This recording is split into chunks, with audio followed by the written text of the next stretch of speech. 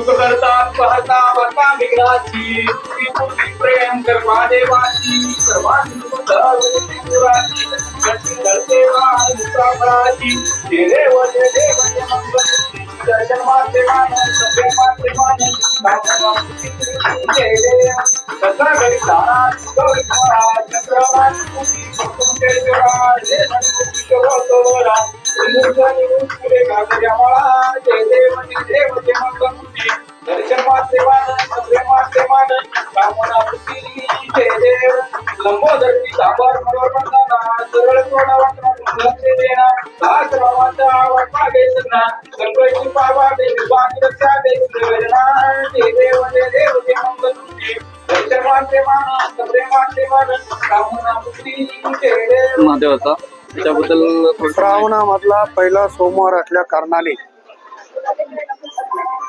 आमचं कुलदैवत असलेलं आणि परिसरातील श्रद्धास्थान असलेल्या महादेव मंदिरामध्ये मी माझं कुटुंब माझे सर्व सहकारी या ठिकाणी दर्शनासाठी अभिषेकासाठी आलेलो आहोत। आपण जर हा परिसर सगळा बघितला असेल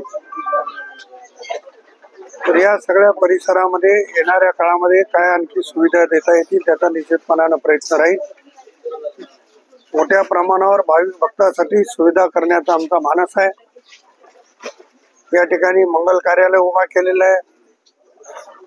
संत महंत वारकरी संप्रदायाच्या लोकांना आलेल्या थांबण्याची व्यवस्था केलेली आहे। सामाजिक वनीकरण विभागाने मोठ्या प्रमाणावर या ठिकाणी वृक्षारोपण केलेलं आहे। बारूळचं धरण आहे आणि एका टेकडीवर हे मंदिर असल्या कारणानं एक पर्यटन स्थळ म्हणून नावारूपाला आलेले स्थळ आहे। या ठिकाणी अनेक सुविधा प्राप्त करून देण्याचा आणखी मानस आहे।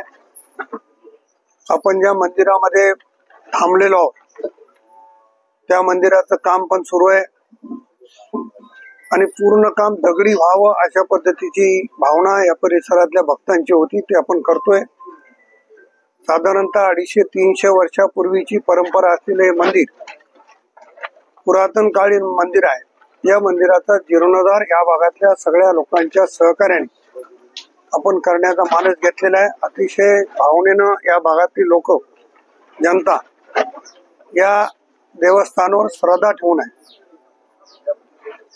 या परिसरातली 5-6 गावं जी आहे ती शनी शिंगणापूरच्या आपलं शिखर शिंगणापूरच्या महादेवाला पण जात नाहीत,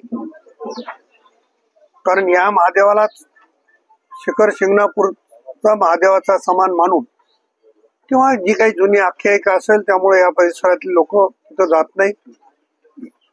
गावामध्ये घरामध्ये शुभ कार्य काही झालं तर पहिल्यांदा या ठिकाणी येऊन आपलं दर्शन घेऊन त्या कामाला सुरुवात करते अशी आख्यायिका आहे। आणि आज तालुक्यातले जिल्ह्यातले सगळे पदाधिकारी सगळे सहकारी मिळून आम्ही या ठिकाणी दर्शनाला आलेलो आहोत। येत्या 2 तारखेला आपला वाढदिवस आहे सर।